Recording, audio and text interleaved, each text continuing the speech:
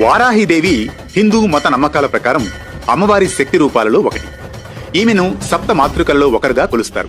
ఈమె వరాహ రూపాన్ని అంటే పంది ముఖాన్ని కలిగి ఉన్న లక్ష్మీదేవి స్వరూపంగా కొలుస్తారు.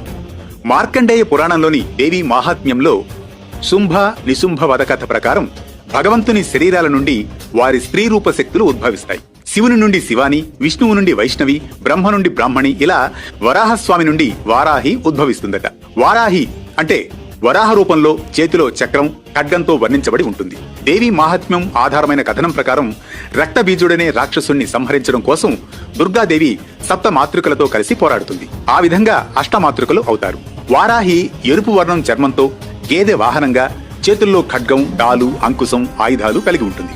వామన పురాణం ప్రకారం మాతృకలు అమ్మవారి రూపమైన చండిక నుండి ఉద్భవిస్తారు. వీపు భాగం నుండి వారాహి పుడుతుంది. మార్కండేయ పురాణం ప్రకారం వారాహి వరాలనిచ్చే తల్లి.